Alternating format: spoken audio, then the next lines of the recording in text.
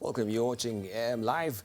Now on Friday the 29th of May 2015, four young Kenyan men, namely Boniface Chuma, Ravi Gagda, Peter Muriuki, Anthony Kerr and Anthony Mwadime, who are living and working for gain in South Sudan in a company known as Click Technologies, were arbitrarily arrested by National Security of South Sudan. No charges were preferred against any of the four men who were confined in a military camp subsequent to their arrest. After close to a year later, the four Kenyans were presented to court on the 20th of February 2016 and charged with various crimes which include forgery, insult to the persons of the president, misappropriation of funds among others, and bail per person set at 14 million United States dollars. The lawyer on record for the accused persons, Kir Chol, was forbidden from meeting with them except on days when they would appear in court.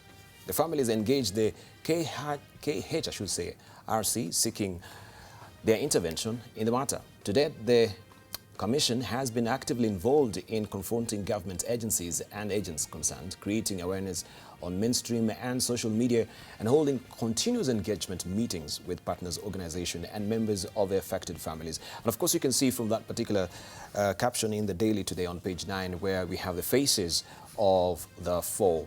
These are the people now that they've been detained in South Sudan, and what the Kenya Human Rights Commission is trying to do to fight for them. We are discussing this with the members of the family and together also with Kenya Human Rights Commission representatives. We have Sylvia Mbataru from Kenya Human Rights. Also we have Tejal Gagda, who is a family member. We have also Esther Kamodo, a family member, Esther Osanya, a family member, and Alice Wanjira, also a family member. So we get into the perspective of this, we drill deeper, and why also the Foreign Ministry or the Ministry of Foreign Affairs has not really come to the fore in this matter clearly on what they're doing and what remedial measures they've done so far. Let's just begin with you, Sylvia, first of all. Today is a big day as well, and of course we had this particular letter that you written to the President seeking, of course, the release of these four.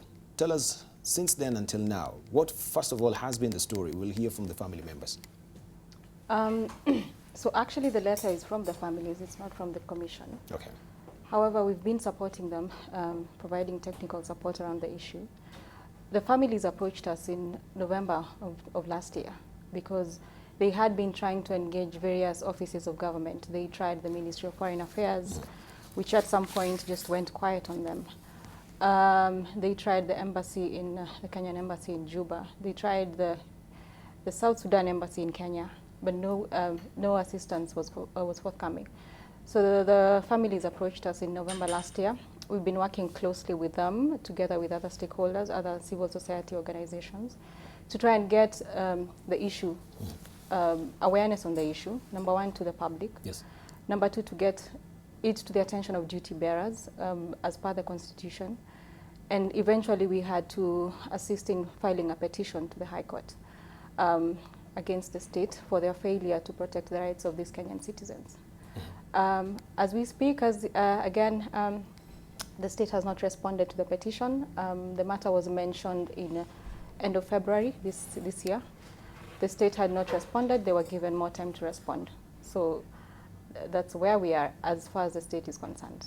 We have had nothing from them. But let's get back to the genesis of a story so that also the Kenyans will get to know what is really happening so far.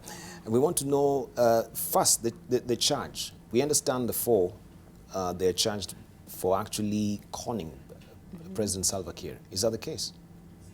Well, they were charged with various counts, including forgery, insult to the person of the president, amongst other charges. So those were the charges that were preferred against them.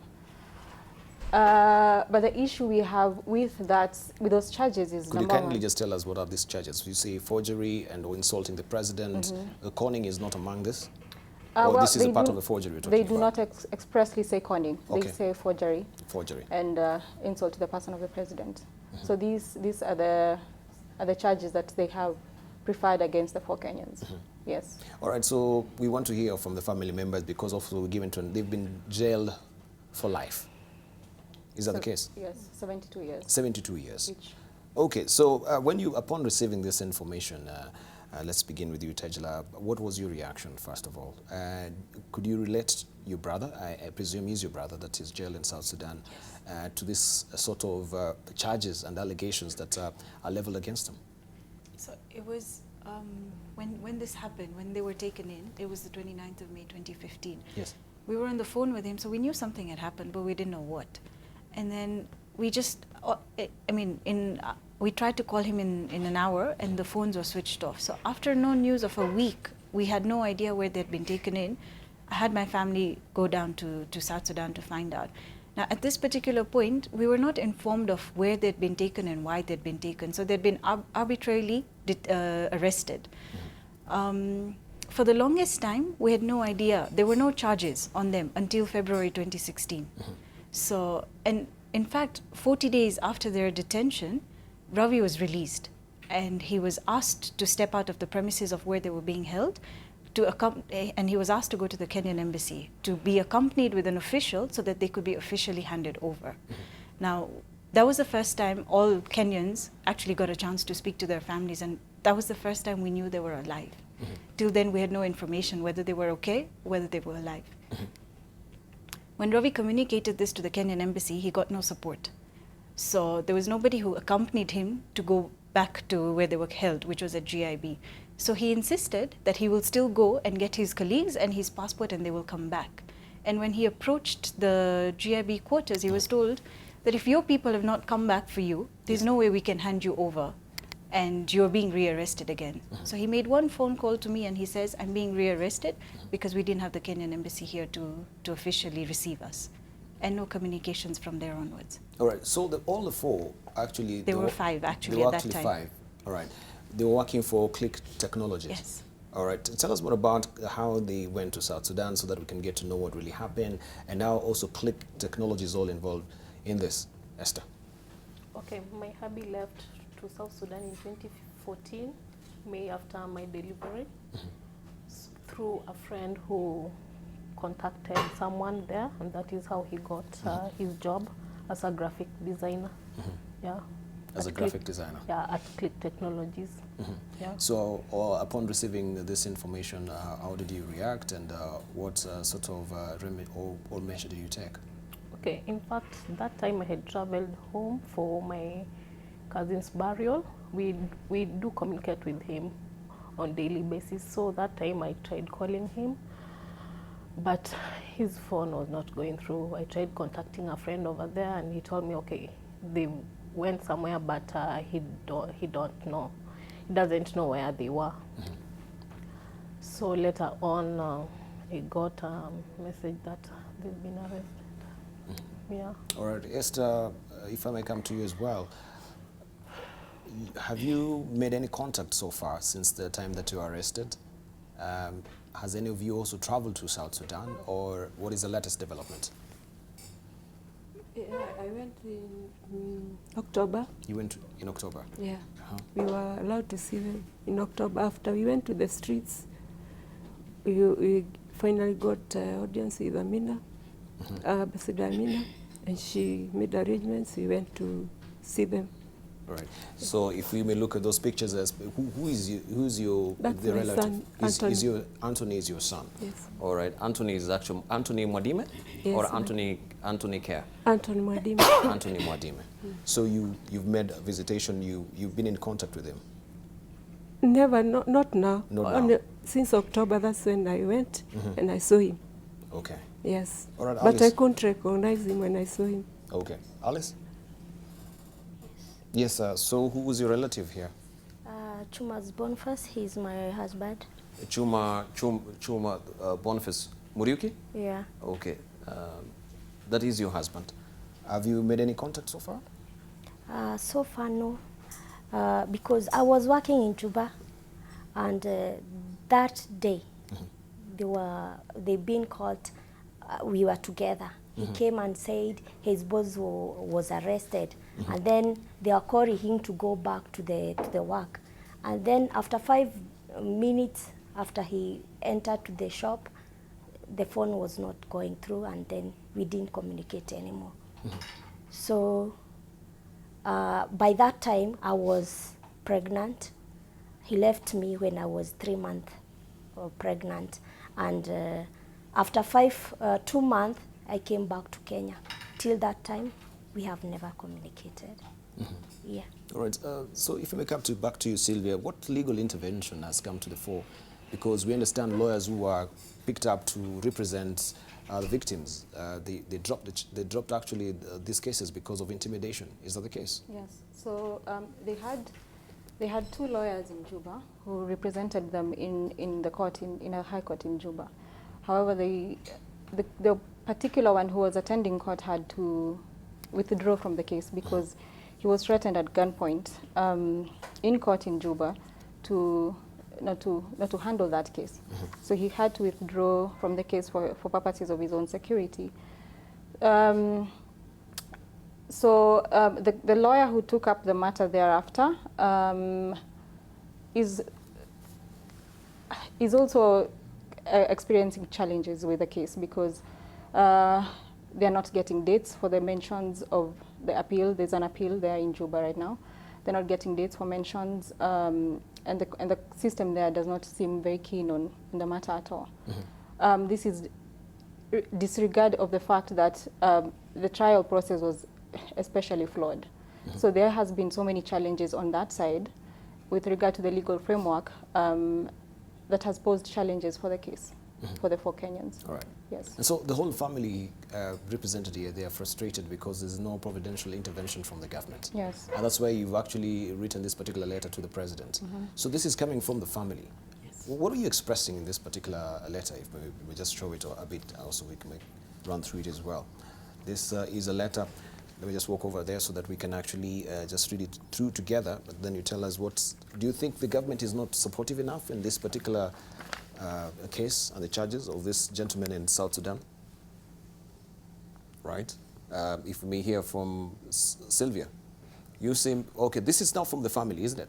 Yes. All of you? Yes. You've written this letter in concert. Yes. And you're saying, Mr. President, of course we can't read the whole of it. The above matter, which is our Kenyan brothers and sons wrongfully imprisoned in South Sudan, and our letters dated 19th November 2015 and 24th January 2017, sent to your good office, kindly refer we, the families of 4 Kenyans who are wrongfully serving 72-year jail, I should say, sentences in South Sudan, pray for your kind indulgence on the matter. Boniface Chuma Muriuki, Ravi Gagda, Anthony Kerr, Anthony Mwadime, who are working for Gain in South Sudan, were arbitrarily arrested on the 29th May 2015, unfairly tried and wrongfully sentenced. Your Excellency, the 4 were sentenced to 72 years imprisonment by the High Court of South Sudan on that particular date that is given, after having been charged with various offenses relating to financial misappropriation. These charges, Mr. President, according to the information available, we believe were falsified against them. The information available reveals the process that led to the arrest, detention, trial, and eventual sentencing fell short of major internationally accepted principles and standards of fair hearing in material ways, standard which Kenya subscribes to by dint of Article 2, subsection 6 of our Constitution. The process also violated the principles of fair hearing enshrined in our very own Constitution, which protects all citizens of Kenya from violation of human rights. Let me just leave it at that. And if we may go back to the Ministry of Foreign Affairs, how many attempts have you made to go to the Ministry of Foreign Affairs to seek help, and maybe you've been turned down, or there has been any response from them? Esther? I can't count how many times. It's countless. It's countless? Yeah, but we've never gotten any feedback from them. Who was your contact person in the Ministry of Foreign Affairs? Okay, we met Ambassador Olo, then we met Could you kindly just give us both names? Ambassador Olo, you say? Yeah, I can't remember the first name. And Washington Olo. Washington Olo. We met CS Amina. CS Amina, yeah, last year. Yeah. So what was the response of CS Amina, Tajla? So when we met with her in November 2015, she had assured us as family members that she was aware of the case and that she was going to ensure these people are brought back home. And whenever they would be presented in court, she would be responsible enough to take them back to court, because at that time they were arbitrarily detained without any charges. So because she herself had assured us that she's aware of the case. We said, fine, we are in agreement. And at that time, Foreign Affairs wanted us to stop our campaign, which was then called South Sudan 5. So we waited until December 2015 when nothing happened. Now, after their conviction, the letter that you've just read, Yes. we went back to the parliament because we got no audience from Foreign Affairs. So Honorable Adundwale then questioned our ministry and asked them why these Kenyans had been jailed for life, to which our Ministry of Foreign Affairs responded saying that they've been convicted wrongfully. There was no evidence that led to their conviction, because throughout their whole trial, every time we had an audience with Foreign Affairs, all they assured us was that the Kenyans are having no mention in the court. So since we've waited for so long, why don't we just give them time to complete the trial process and they will be released?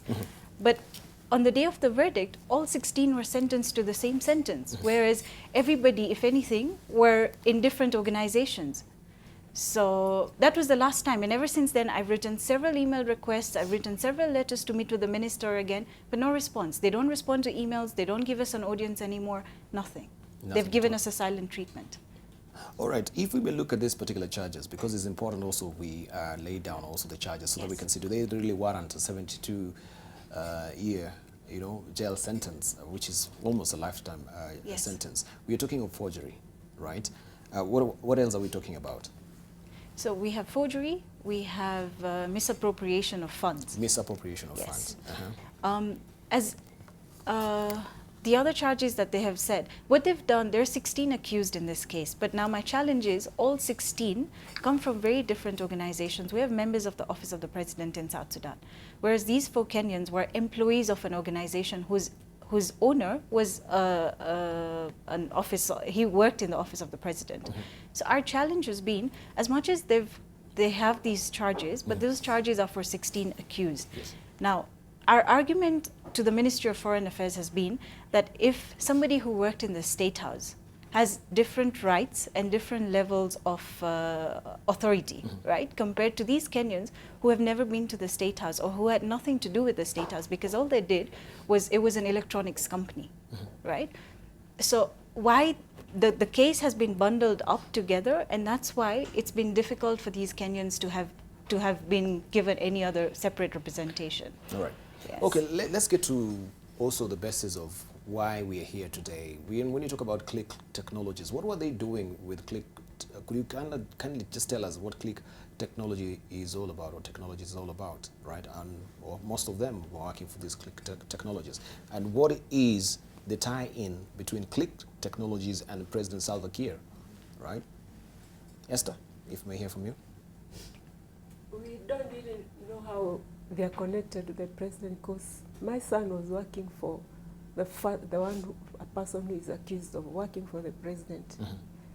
So the only thing he knows is the only person he knows is the person who was working for the president, who he was working for. He doesn't know the president. He doesn't know the president at all. He doesn't know the president. Even when I was there, he was asking me, Mom, I don't know why I'm here.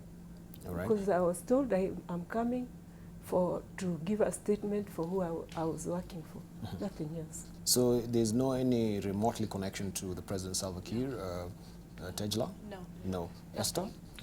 No. Not at all. Alice? No, because he was working like a logistic manager and also the sales person. So he was selling the computer, the phone, and the other things. So to do with the president office, no. All right.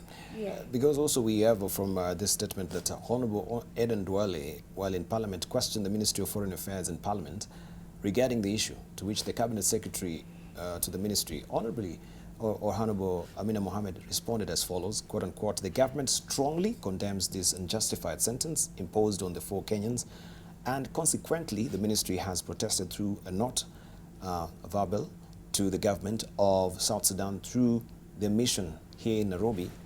In this regard, I have summoned the South Sudanese ambassador in Nairobi to convey to his government our strong condemnation of his unbelievable and absolutely ridiculous judgment. These Kenyans have been condemned, yet there was no evidence at all adduced in court linking them to the alleged crime." This response was received, I think, the 4th, it says here, the 4th of July, 2016. No assistance has been provided about the ministry thereafter, after this. Yes. Have you made any also attempt to go to the South Sudan embassy here in Nairobi? We did. You did. And Whom did you talk to? At that time, this was before they were convicted. At that time, we spoke to the assistant ambassador, deputy ambassador. Yes. It's called James Morgan. And he had mentioned that we allow the South Sudanese to complete their trial process, and we have to give them time for us to tell us what the verdict is going to be. But other than that, there was no support. I went to see them personally as well after their conviction. And it's a terrible sight where the Kenyan government has actually abandoned them. There's nobody looking after them. South Sudan is at war. It is terrible because they have been asking support from the Kenyan embassy, and the Kenyan embassy officials have also informed our boys that they know that they're innocent, yet nothing is being done about their release. And I'm wondering why. Same way here, we've been knocking doors, and we've knocked every single door we could possibly do. We've been to State House delivering several letters, we've been to the Harambee office, we've been everywhere, but we get no response. And hence, today we had to actually bring out our plea in the Nation newspaper and the Standard newspaper, because we don't know how else to reach His Excellency, because it's his intervention that we need to get these people home. And every official I have spoken to, or we as families have approached, everybody is aware of this case, including the parliament, everybody, including the Law Society of Kenya, but nobody is doing anything about it. So if we have it in written acknowledgement from the government that they're aware they've been wrongfully convicted, why aren't they being released? Is our question today. All right. A good question, and of course, understandably, is a very whippy moment for you as well, that you've not heard from your families until now, and there's no any providential intervention from the government as yet. Yet the government is sending or putting aside 2 billion shillings to make sure that they're refurbishing their embassies around the world. It doesn't make any leak of sense, truly, if what they're supposed to be doing in these countries, they're not doing it. If the people here, you can see they're crying, the family members are being held in custody because they are wrongfully accused, and the charges and justice is not being met out. What is the government doing? It doesn't make any leak of sense when we put away 2 billion shillings. This is what is on the front page of the Daily Nation. Let me just show you that so that you can see where we have a mixed or maybe wrong priorities. This is on the front page of the Daily Nation. Let me just jump over there so you can see what I'm telling you. Excuse me. So we have here, let me show you, this was on the front page of the Daily Nation today, where the government is to put aside 2 billion shillings to refurbish embassies around the world. Yet issues like this, what we're discussing here, cannot be addressed effectively. Well, I don't seem to find it here. Let me just try and see if we can get it elsewhere. Was it in the Standard? I saw it today in the morning. Mine seems to be acting up, but I shall show you much later. It was a sidebar story that we saw here. My touchscreen is acting up, but I will show you that Kenya is stashed away 2 billion shillings to make sure they're refurbishing the embassies around the world. But yet they cannot address the pertinent issues like people who are in custody today. We also know in Ethiopia, there's one gentleman who died in jail because he could not get intervention from the Ministry of Foreign Affairs. They've made attempts to talk to the Ministry of Foreign Affairs for the person who was jailed in Ethiopia, but any remedy was coming from the Ministry of Foreign Affairs. So, and he died in custody. I don't know what really happened with that. Maybe you can tell the Kenya Human Rights Commission, you know about the story on the person who died in Ethiopia. Has the government done anything so far? So, to actually follow this particular story? we know that they invited the families for a meeting, yes. But we have not been party to the conversations between the families. Yes. But we know that the families had indeed approached the Ministry of Foreign Affairs and nothing. And it was not until Zach actually passed away that the ministry reached out to the family. So what really happened to Zach? Or why was he in custody, maybe? That's a better question to ask. So apparently his case was that he was involved in telecommunications fraud. We do not have the details of what kind of fraud that was. And so he had been jailed for that reason, apparently. His trial process was, as is the case here with the South Sudan, his trial process was also very very shady because it did not meet the standards of fair hearing. And he fell ill while in custody in jail in Ethiopia. And those are the scanty details that we have. We have not really followed up with the Ethiopian case, really. But those are the details that we have. All right, thank you. Yeah. It may be, well, I'll be remiss if I don't really show you what I wanted to show you. It was not actually on the front page of a Daily Nation, but the Business Daily. It's a side-by story where Kenya is sinking 2 billion shillings into New York consulate. And it says Kenya has acquired 2 billion shillings office space in New York as part of a plan that will see taxpayers shoulder 6.9 billion shillings burden over the next 3 years to buy properties for the country's diplomats and embassies in different world capitals. We are the people who are shouldering this particular burden, right? Yeah, the people are here. They will buy also space in the newspaper. They'll come to this forum to speak about it, and still they're paying taxes. Do you think this is fair, Tejla? No, it's not. It's not. Right. Esther, is it fair? It's very unfair. Because what we've undergone as families since 2015, so traumatizing. I don't know what I can tell my son. So your son has not seen the dad since 2016? 2015. 2015. He left when my son was 10 months old. Right now my son is 3 years. Definitely he doesn't know anything about the dad. Yeah. I'm so sorry. It's so painful. I don't know why they're not intervening this stuff. We just want it to end, and so that you can remain peacefully and have a peace of mind so that you can move on with life. Yeah. Sorry. Let's hear from Esther as well. You've not seen your son for the last 2 years? Not even a phone contact? Nothing at all? I don't even know how he is. And even the Kenya embassy there should even be telling us the visit limit. The visitation. I'm so sorry. Alice, your husband. So how are you coping also with the family? Well, you was a sole breadwinner. Yeah, and it's terrible, seriously. Because I left there because of complications, and the hospital said I have to come to Kenya so that because I cannot deliver no more. And because of the parent, they are very supportive. I didn't have husband. He was everything, the breadwinner, everything. I thought he can come and pay my bills, but it goes like that. I delivered in December. I didn't have enough money. I had the complications, and it's hard even now to bring the baby up. I don't have job, and sometimes I rely with the parents, and it's very hard because Kenya now we need something, but to go everywhere you tell someone my husband is in jail, and he will not come tomorrow or the other day, so it's very hard to cope with the situation. And to bring up the kids without a father, without you are doing nothing, you don't have a business, and it's very hard for me.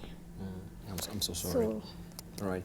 it's hard. I'm given to understand that I think it was in July 2015, on the 28th, you've actually made attempts. We held press conferences, 4 of them, and from at least one of the press conferences, you got a call from or a response from the Ministry of Foreign Affairs, right? We can see there has been deliberate attempt from your end to try and also make this particular matter, sensitized to the public. Yes. So what was the response from the ministry then? Is it what we actually read from Ambassador Mina, or what was the response? No. Yes. So in fact, that was the first time we brought out this issue to the public, because we as family members kept knocking on the doors of Foreign Affairs but got no headway from there. So we did a press conference to which the Director of Consular Affairs, Mr. Washington Olo, then called and said he would like to see the family members and address this issue formally. And that was the first time that they actually addressed this issue to the families. Now, every time we had a meeting with Foreign Affairs themselves would change their narration, because at one time they were suspects, another time in one of the meetings they were actually called state witnesses, that our Kenyans were being held as state witnesses against the owner of the company. And it's been frustrating for us as family members because we informed Foreign Affairs of every single issue that was going on in South Sudan, yet it was the Kenyan embassy that should have been informing us as family members, but it was always the other way around. And even the day of the sentencing, when they were sentenced to life imprisonment, we were at Foreign Affairs immediately, and we asked them, why? When you have assured us that Kenyans have no mention in court, why is it that the Kenyans are actually being sentenced to life imprisonment? And they had nothing to tell us, apart from just sorry. And there was no way that we could take sorry for an answer, because these men are innocent, and the Kenyan embassy is aware that they're innocent. And even the reason when we met Ambassador Amina Mohammed was because we held a hunger strike outside Foreign Affairs. Until then, all our letters of request of meeting with her were never responded to. But the day we stood outside Foreign Affairs on a hunger strike, she met with us. And that was the first time she addressed us as family members and assured us that she was going to take this issue up and she would have these boys returned back home, which never happened. You've pulled out all stops to make sure that you've sought audience with the Ministry of Foreign Affairs, even having a hunger strike. Yes. And that's when actually they responded. Yes. But also, let me know before we wind up, you think this particular case is a rivalry, a business rivalry, and you actually all of you raising accusatory finger to John Agu and his business rivals on winning state contracts. Is it about business? What is this all about? So we've been reading a lot of articles that have been actually coming out, and we've read that it was actually a feud between two brothers that went wrong. And that's how these issues arose. Now, I think we can't tell much about what John Agu was doing, because he, as much as he worked in the government, his side business was this company where it was an electronics company where all these Kenyans were employed.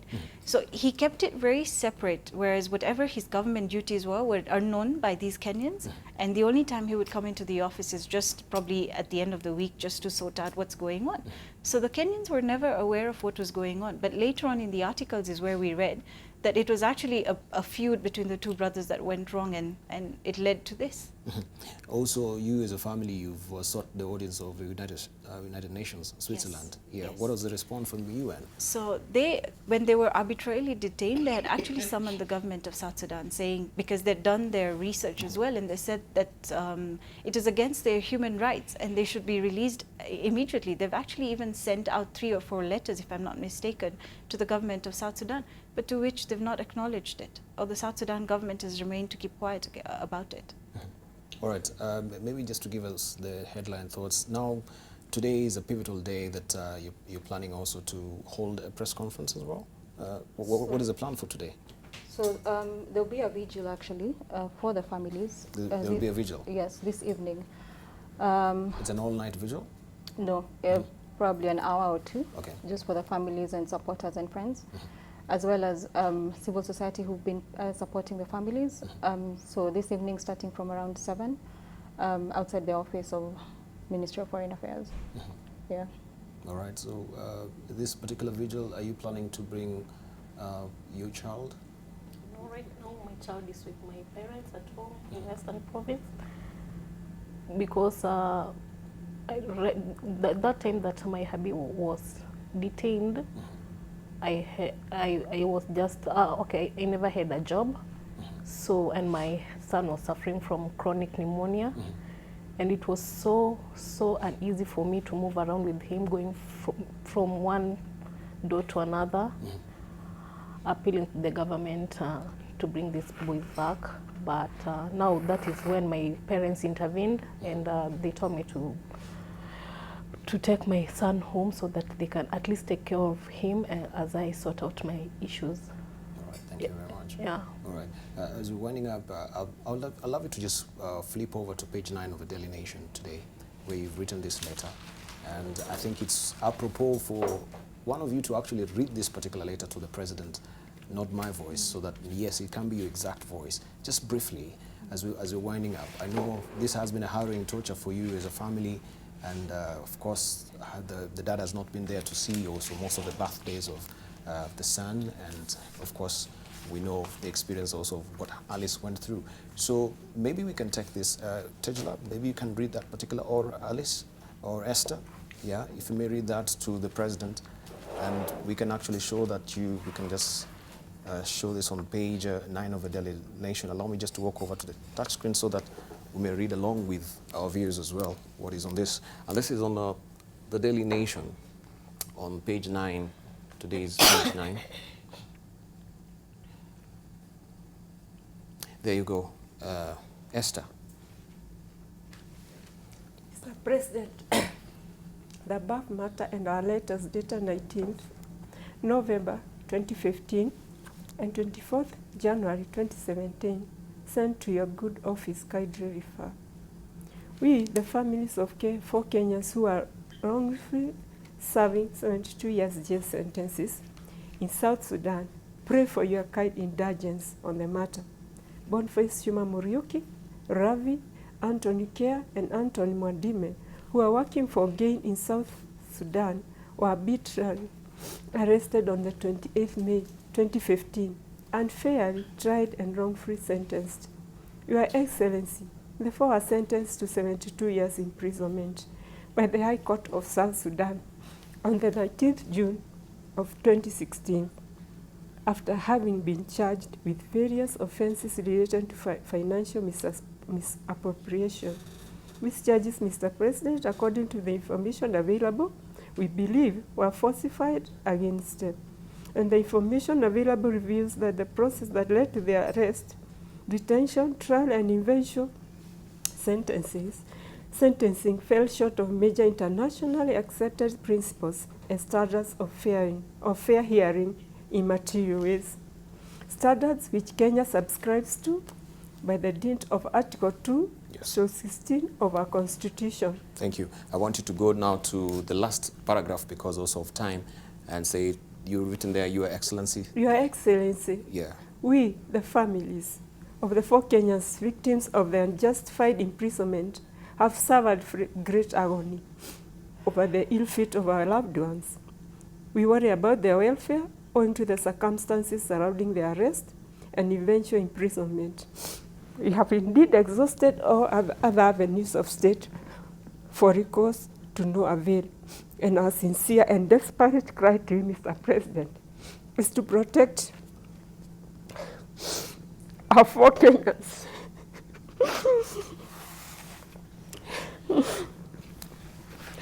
Sons, Thank you. fathers, brothers, for the long and unfair imprisonment in South Sudan, which is growing violations for the human rights. We thanks for you taking this time to consider our kind appeal to you and trust in the goodwill of our office to bring our sons back home. Yours most Respectfully. represent.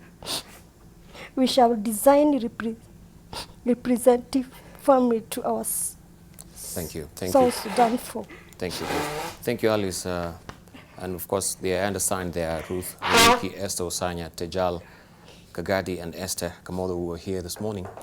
And of course, that letter, we hope the President of the Ministry of Foreign Affairs has heard your cry, and we eagerly await to see what will happen today after the vigil.